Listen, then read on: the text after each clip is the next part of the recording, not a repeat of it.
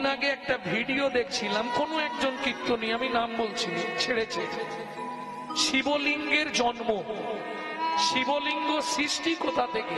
আমি এদেরকে বলি তোরা একটু বই পড়, গ্রন্থ একটু পড়ে বল, কে কোথায় কি বলে দিল সেটা শুনে তুইও বলে দিবি, বই পড়বি নি। যে যার ইচ্ছা মতো বকে যাচ্ছে। একটু শিব পুরাণটা খুলে দেখুন। লিঙ্গ বলতে গেলে আসতে, লিঙ্গ বলতে গেলে একটা কথাই সবাই জানি, পুরুষের জননেন্দ্রিয়। না, কোনোদিনও নয়। তাহলে কীর্তন জগৎ সারা লাইফের মতো ছেড়ে দেবো। লিঙ্গ শব্দের অর্থ হচ্ছে চিহ্ন, স্ত্রীলিঙ্গ, পুংলিঙ্গ, ক্রিবলিঙ্গ আছে না বাবা? তাহলে লিঙ্গ মানে চিহ্ন বিশেষ। কার চিহ্ন? শিবের একটা চিহ্ন। ওই চিহ্নটাতেই আমরা জল দিয়ে পুজো করি। কারণটা কি জানেন? জানেন না? আমি শুনছিলাম কোন মুনি অভিশাপ দিয়েছে, শিবের লিঙ্গ খসে পড়ে গেছে, তারপরেই পুজো শুরু হয়ে গেছে। ছি ছি ছি ছি ছি, শাস্ত্র গ্রন্থ পড়বে না এরা?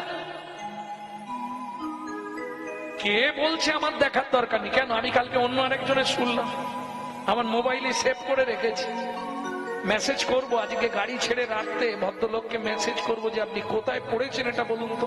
হিন্দু ধর্মটা কি ছেলে খেলা, ফুটপাতের ধর্ম নাকি যে যার ইচ্ছা মতো বাদাম বিক্রি করে দেবে? যার জন্য হিন্দু ধর্মের এই অবক্ষয়।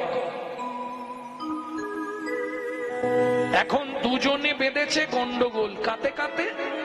নারায়ণ আর ব্রহ্মা। ভালো করে বুঝবেন কথাগুলো। নারায়ণ ব্রহ্মাতে যখন গন্ডগোল বেঁধে গেছে, ব্রহ্মা বলছে আমি সৃষ্টি করি, আমার পুজো পৃথিবীতে হয় না, তুমি নারায়ণ, তুমি পালন কর্তা, তোমার পুজো প্রত্যেকদিন হচ্ছে। এটা মানেটা কি আমাকে বোঝাও। স্বাভাবিক গন্ডগোল হবে। আমি জীব সৃষ্টি করি, আমি মালিক, কেউ আমার নাম করছে না, আর তুমি লোককে খেতে দিচ্ছ বলে সবাই তোমারই নাম করবে, এটা কিরকম কথা? যেমন ধরুন আজকে এই যে অনুষ্ঠানটা হচ্ছে, যে মালিক তার নাম যদি কেউ না করে, সবাই যদি ওই কে খেতে দিচ্ছে তার নাম করে, মেনে নেওয়া যাবে? মালিক মেনে নেবে কি? কষ্ট হবে তার মনে প্রাণে। এখন ব্রহ্মা বলছে আমি জীব সৃষ্টি করি, জীব আমার পুজো করে নে, শুধু তোমার পুজো করে যাচ্ছে, এটা তো আমি মানবো না। বলে দেখো ব্রহ্মা, তুমি নিজের কর্মদোষে নিজের পুজোটা হারিয়ে ফেলেছো। কোন কর্মদোষ ছিল আমার, সেটা তুমি বলো। তখন নারায়ণ বলছে ব্রহ্মা তোমার লজ্জা করছে না জিজ্ঞেস করতে? কেন? কিসের লজ্জা লাগবে? তোমার ছেলে কামদেব যখন তোমায় বাণ মেরেছিল, তুমি নিজের কন্যা সন্ধ্যার প্রতি ধাবিত হয়েছিলে। সন্ধ্যা অভিশাপ দিয়েছিল পিতা, তুমি যে যবনোচির কর্ম করলে, পৃথিবীতে আর কোনোদিন তোমার পূজা হবে না। আমি পড়ে বলছি বাবা, কোনো বানানো গল্প নেই। এটা আমি মেনে নেব না। তো তুমি না মানলে না মানলে লোকের কাছে গিয়ে বলো আমার পুজো করো গো, আমার পুজো করো। মানুষ ভালোবাসা কাউকে চেয়ে পাওয়া যায় তো? কাউকে বলবো এগো আমাকে ভালোবেসো, হ্যাঁ আমাকে আদর করো, হ্যাঁ এটা বলে হবে? তুমি ভালো কর্ম করলে মানুষ তোমাকে এমনি ভালোবাসবে। জন্ম হোক যথাতথা, কর্ম হোক ভালো, পাকে ফুটে পদ্ম ফুল, জগৎ করে আলো। এটা আমি মানবো না। তা তুমি মানবে না, তোমার ব্যাপার। এই নিয়ে দুজনে বচসা হতে হতে এবার হাতাহাতি লাগবে। ব্রহ্মাও প্রধান্বিত, আর নারায়ণের তো আয় বললেই চক্র এসে যাবে, ব্রহ্মাকে টুকরো করে দেবে। এই দুজনে যখন জোরদার বেঁধে গেছে, নারায়ণ বলে দরকার নেই, মারলে নাম খারাপ হয়ে যাবে, মারামারি করলে। ব্রহ্মা থেমে যাও। কেন থামবো আমি? পৃথিবীতে সবাই তোমার পূজা করবে, আমার পূজা করবে না, আমি থামবো? হরি বল হরি বল। চলো দুজনে এক্ষুনি যাব বিচারকের কাছে। আমাদের বিচার কে করবে? দুজনে দেবাদিদেব মহেশ্বর। এইবার চলুন, ব্রহ্মার নারায়ণ দুজন গেল শিবের কাছে। ভোলানাথ বলো প্রভু। এখন ব্রহ্মার পুজো ত্রিভুবনে হচ্ছে না, আমার পুজো হচ্ছে, এটা নিয়ে ব্রহ্মা রাগারাগি করছে। ও বলছে ও নাকি পৃথিবীর মধ্যে সর্বশ্রেষ্ঠ সৃষ্টিকর্তা, ও বড়, আর আমি নারায়ণ, আমিও বলেছি আমি বড়। নারায়ণ স্বীকার করছে যে আমি বলেছি আমি বড়। তুমি বিচার করে দেবে আজকে কে বড় আর কে ছোট। মৃদু হেসে শিব বলছে প্রভু এই সামান্য ব্যাপার নিয়ে আপনারা মাথা গরম করছেন কেন? এ তো বিচার আমার কাছে পড়েই আছে। কি করে? বললে আমি একটা জ্যোতিষ সৃষ্টি করে দিচ্ছি আপনাদের দুজনের মধ্যে। দুজন দুপাশে দাঁড়ান, মাঝখানে একটা জ্যোতি সৃষ্টি করে দিচ্ছি। নিচে যতখানি ওপরে ততখানি, খালি আমাকে দেখে দুজন দুদিকে চলে যান, শেষটা বলবেন, তারপর আমি বিচার করে দেবো। যান। ভক্তমন্ডলী, ভক্তিমতী মায়েরা, ওই জ্যোতি এমন সৃষ্টি করে দিলেন ভোলানাথ। নারায়ণ গেছে ওপর দিকে, ব্রহ্মা গেছে নিচের দিকে, কেউ খুঁজে পাচ্ছে না শেষ কোথায়। এর জ্যোতির শেষ কোথায় এটা নারায়ণও ফিরছে না, ব্রহ্মাও ফিরছে না, আর শিব চুপ করে বসে আছে ভৌম হয়ে ভাঙ খেয়ে। যখন সন্ধ্যা নেমে আসছে, ওদিক থেকে নারায়ণ হাঁপাতে হাঁপাতে আসছে, এদিক থেকে ব্রহ্মা আসছে। প্রভু পেয়েছো? বলে ভোলানাথ এ বিচার জীবনেও হবে না। কেন ব্রহ্মা? তুমি তো সৃষ্টি করো, এ সৃষ্টিটা আজকে আমি করেছি। নারায়ণ তুমি তো পালন করো, আজকের পালনটা আমি করেছি। তাহলে দেখে বলে দাও কোথায় শেষ পেলে? না প্রভু শেষ হলো না। না, তোমরা দুজনে বৃথা তর্ক করছো, একজন আর একজনের ওপর নির্ভর হয়ে আছে, এছাড়া কিচ্ছু নয়। তুমি ভাববে তুমি বড়, ও ভাববে ও বড়, মীমাংসা করে নাও। আজ থেকে কেউ ছোট নয়, কেউ বড় নয়। ব্রহ্মা বিষ্ণু মহেশ্বর তিনিই জীবের ঈশ্বর। তুমি যে এই জ্যোতি সৃষ্টি করলে কি হবে? তুমি বলে দাও প্রভু এটা কি হবে? নারায়ণ বললে এইটা 12টা খণ্ড করা হবে, 12 জায়গায় 12টি জ্যোতির্লিঙ্গ রূপে প্রতিষ্ঠিত হবে। এই শিবলিঙ্গ সৃষ্টির রহস্য। ভোলানাথের ওই জ্যোতি মানে চিহ্ন, লিঙ্গ মানে অন্য কিচ্ছু নয়। যারা ভাবেন বা আমাদেরকে অনেকে বলে তোরা এই রকম জায়গায় জল ঢালিস, প্রতিবাদ করবেন। পুংলিঙ্গ, স্ত্রীলিঙ্গ, ক্লীবলিঙ্গ আছে না? লিঙ্গ মানে চিহ্ন, ভোলানাথের ওটা জ্যোতির চিহ্ন। ভাববেন না খারাপ কিছু।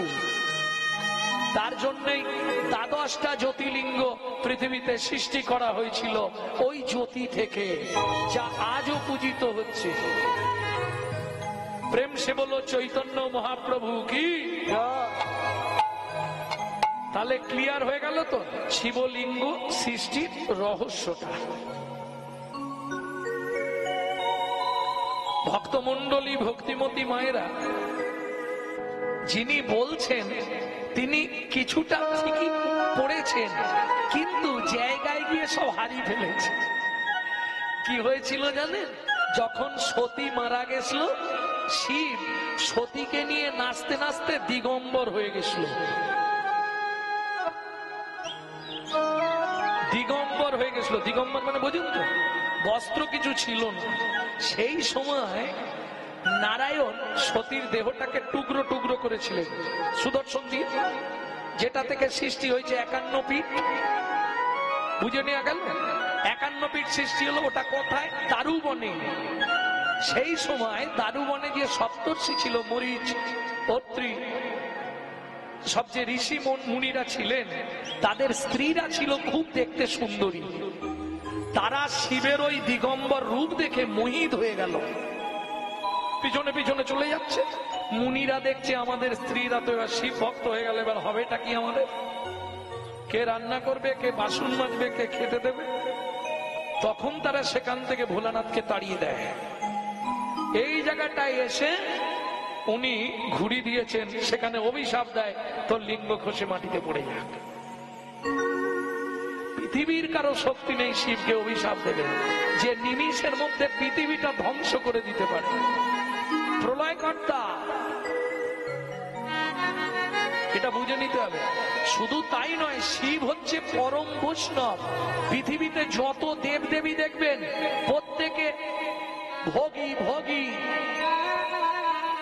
হ্যাঁ, আমি চ্যালেঞ্জ দিয়ে বলি, দেবী পুরাণ পড়েছি আমি, সব দেব দেবীরা ভোগী।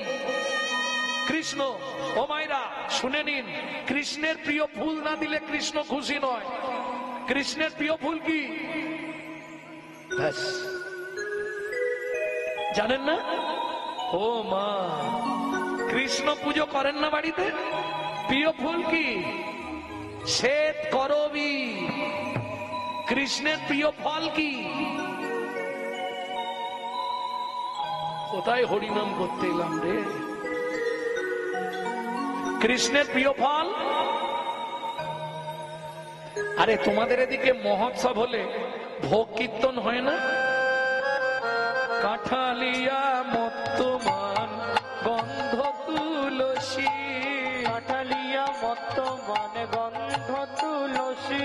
ওগো যাহাতে গোবিন্দ আমার সদাই অভিলাষী, যাহাতে গোবিন্দ আমার সদাই অভিলাষী। সেদিন খেয়েছিল রে, খেয়েছিল রে, বিদুরের ঘরে গিয়ে খেয়েছিল রে, বিদুরের ঘরে গিয়ে। বলি অনুরাগে কদলি চোপানি হরি কদলির চোপা, বিদুরের ঘরে গিয়ে, অনুরাগে কদলির চোপা, বিদুরের ঘরে গিয়ে, অনুরাগে কদলির চোপা, বিদুরের ঘরে গিয়ে ছিল রে, ছিল রে। আস্তে ভক্তমন্ডলী, ভক্তিমতী মায়েরা, তাহলে বুঝে নেওয়া গেল তো কৃষ্ণের প্রিয় ফল কলা, কাঁঠালি কলা। কৃষ্ণের প্রিয় ফুল শ্বেত করবী। বুঝে নেওয়া গেল? বসো, শেষে দেবে না।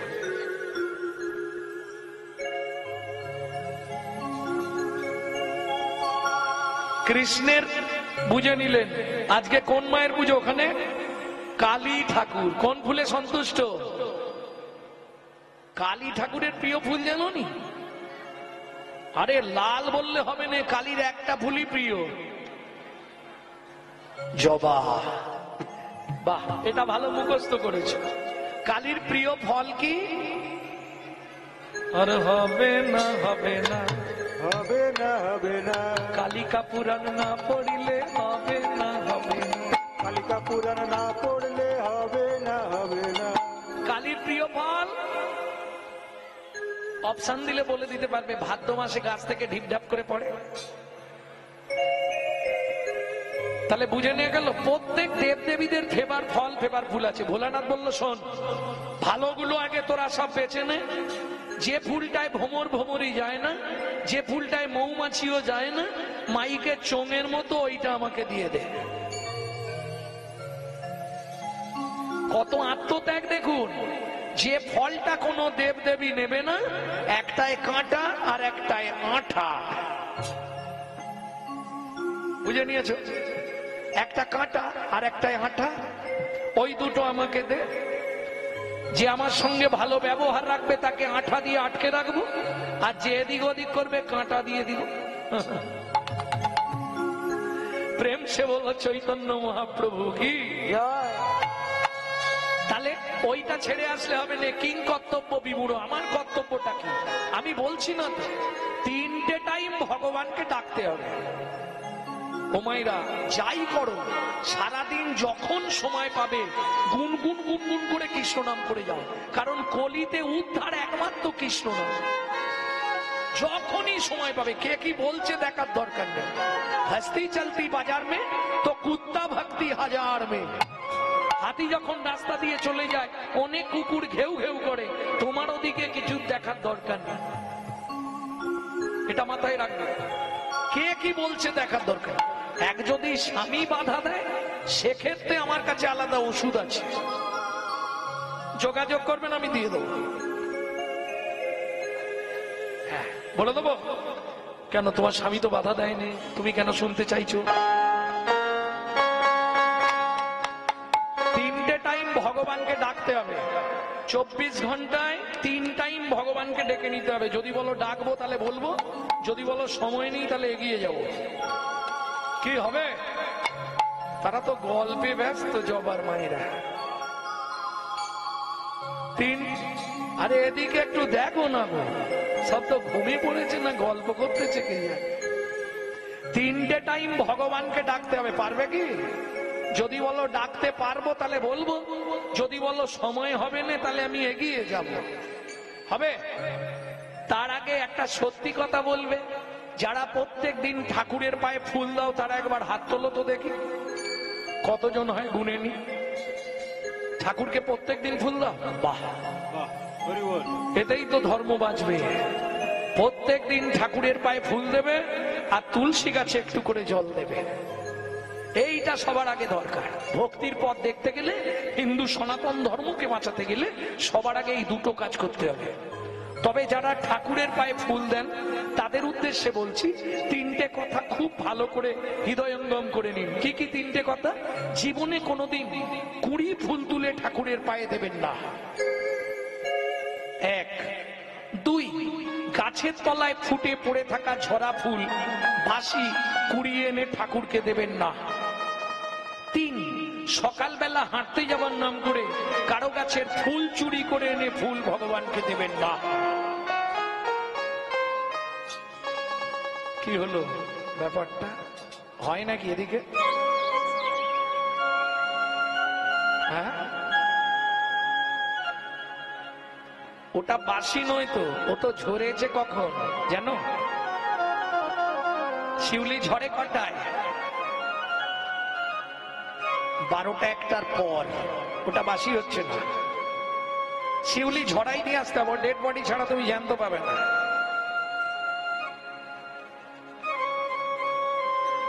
শিউলির সঙ্গে মানুষের খুব ভালো মিল আছে জানো? শিউলির সঙ্গে মানব জীবনের খুব ভালো মিল আছে। মানব জীবনে চোখ ফোটে কটায়? রাত্রি 12টার পর। শিউলি ফোটে কটায়? রাত্রি 12টার পর। মানব জীবনের চোখ ফোটাটা নিজের মা পর্যন্ত দেখতে পায় না, শিউলি কখন ফোটে পৃথিবীর কেউ দেখতে পায় না। শিউলি ফুটলো, গন্ধ দিল, ঝরে পড়ে গেল। মানুষ এলো, সংসার করলো, খেলো দিল, চলে গেল। শেফালিকা ফুটে দেখো, গানটা শুনবে বলে তুমি ওই জন্য করছো। ও মায়েরা, গানটা অনেকক্ষণ ধরে ও খুঁজখুঁজ করছে, গানটা শুনবে বলে। যা, গানটা গেয়ে দিই, দিয়ে আপনাদের ওই ব্যাখ্যাটা করে দিচ্ছি। 3 টাইম ভগবানকে ডাকতে হবে। কখন কখন ডাকবেন? কে তোমার আপন? সব থেকে আপন কে? স্বামী, তাই তো? এইটাই ভুল ধারণা। শোনো, আজকে যে তোমার স্বামী হয়েছে, আগের নাটকে ও শেফালির মায়ের স্বামী ছিল, পরের নাটকে ভবেশের মায়ের স্বামী হবে। এ তো অভিনয়। গিন্ডুমে গেলেই ড্রেস খুলে নিয়ে আবার ড্রেস পরিয়ে দেবে। মাঝে মাঝে কি মনে হয় জানো, এই পৃথিবীটা একটা প্রান্তশালা। কিরকম? তুই যারে আপন,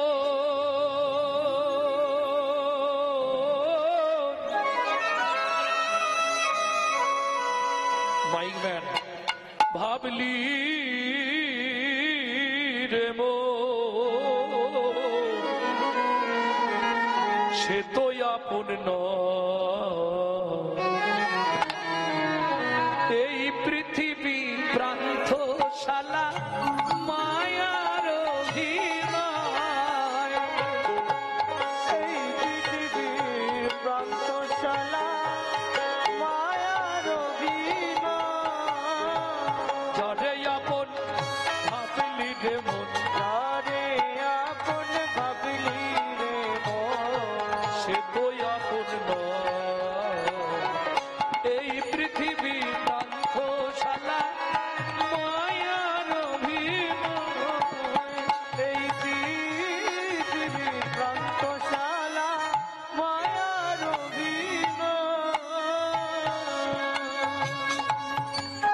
মায়েরা, আগেকার দিনে পুতুল নাচ হতো, পুতুল নাচ দেখেছো কি?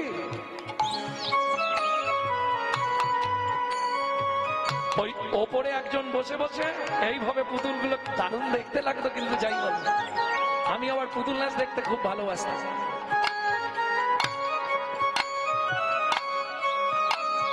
আচ্ছা, এটা তো বলতে পারবে, যার অভিনয় শেষ হয়ে যেত তাকে কি করতো?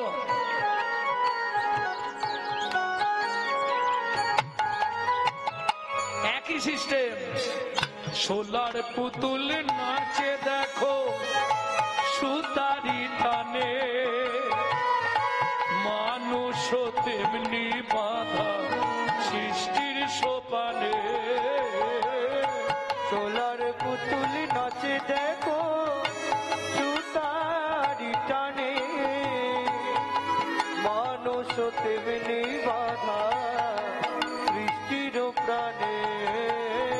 যখন হবে শেষ যার এই অধিবেশ, যখন হবে শেষ যার অধিবেশ, তারে তখন টেনে লয়।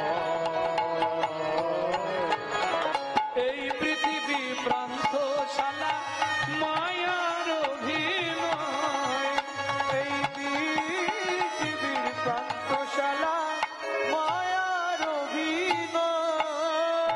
শেফালিকা ফুটে দেখো গভীর নিশীতে, শেফালি মানে শিউলি, গন্ধ বিলায়ে শেষে ঝরে প্রভাতে। শেফালিকা ফুটে দেখো গভীর নিশীতে, গন্ধ বিলায়ে শেষে ঝরে প্রভাতে। মানুষ তেমন ফুলেরই মতো, মানুষ তেমন ফুলেরই মতো, ঝরে যায় তার ইশারা। এই পৃথিবী প্রান্তশালা মায়ার অভিনয়। এই নিতাই গৌর হরি হরি বল। মায়ার অভিনয়। प्रेम से बोलो चैतन्य महाप्रभु